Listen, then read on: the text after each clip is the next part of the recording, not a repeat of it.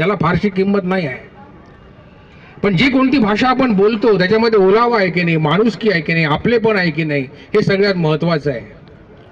आमचा एक उर्दू शायर फार छान म्हणाला कि इकरार में शब्दों की अहमियत नहीं होती, दिल के जज्बात की कोई आहट नहीं होती, अरे धड़कन बयां कर देते दिल की हर दास्ता, मोहब्बत लफ्जों की मोहताज नहीं होती.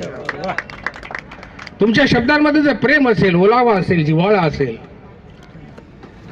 महाराष्ट्राच्या राजकारणाचे फार धक्कादायक निकाल लागले दिलीप भाऊ, याचा फार आश्चर्य वाटलं नाही.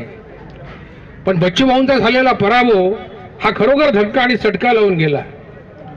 पण या निवडणुकीत बच्चू भाऊ तुमचा पराभव झालाय, तुम्ही पराभूत झाले नाही, हे कृपा करून लक्षात घ्या. पराभव होणं आणि पराभूत होणं या दोन शब्दांमध्ये फरक आहे. पराभव हा राजकारणामध्ये होत असतो आणि पराभूत ही मानसिकता आहे. ज्या लोकांना हात नव्हता त्या लोकांना बच्चू भाऊंनी हात दिला, ज्यांना पाय नव्हता त्यांना पाय दिला, ज्यांना डोळे नव्हते त्यांना डोळे दिले, ज्यांना गळा नव्हता त्यांना गळा दिला, ज्यांचं ऑपरेशन झालं नव्हतं त्यांचं ऑपरेशन केलं. हे सगळं समाजासाठी करून जर समाज दत्तूभाऊंसारख्या एखाद्या माणसाला एका लहानशा निवडणुकीमध्ये पाडत असेल तर हा पराभव आहे, पराभूत होण्याचं लक्षण नाही. ही समाजाची हार आहे, बच्चू कडूंची नाही, हे आपण कृपा करून समजून घेतलं. पत्रकारितेच्या बाबतीत आम्ही फार नशीबवान ठरलो की दिलीप भाऊ आम्हाला त्या काळामध्ये पत्रकारिता करण्याची संधी मिळाली की जो पत्रकारितेचा सुवर्ण काळ होता. पत्रकारितेमध्ये जाहिरात हा विषय चर्चेलाच जात नव्हता आणि बातमीला सगळ्यात मोठं स्थान होतं. आता गंमत अशी आहे, मगाशी आम्ही चर्चा करताना काही लोकांनी दिलीप भाऊंकडे तक्रारी केल्या, माझ्याकडे तक्रारी केल्या की ग्रामीण वार्ताहरांच्या बातम्याला असं मिळत नाही, तसं मिळत नाही, असं होत नाही, तसं होत नाही. माझं प्रामाणिक मत असं आहे की आपल्या लेखणीला जर आपल्याला ट्विस्ट करता आलं, आपल्या लेखणीला आपल्या शब्दांना जर बरोबर धार देता आली तर अनेक गोष्टी चांगल्या प्रकारे करता येऊ शकतात. मला चांगलं आठवतं ज्यावेळेला मी प्रशिक्षणार्थी लोकमतमध्ये कामील झालो 1978 साली.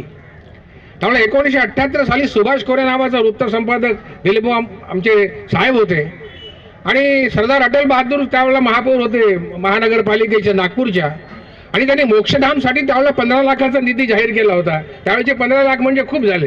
ते नाला बंडिंग करायचं, ते लावायचे, लाईट लावायचे, हे लावायचे, ते लावायचे, आणि ती प्रेस कॉन्फरन्स करून मी वापस आलो. काय का या बातमीला जर तुला वाचकांनी वाचावं असं वाटत असेल तर आपल्याला या बातमीला कसं प्रेझेंट करायचं हे कळलं पाहिजे. मग त्यांनी मला जवळ बसवलं.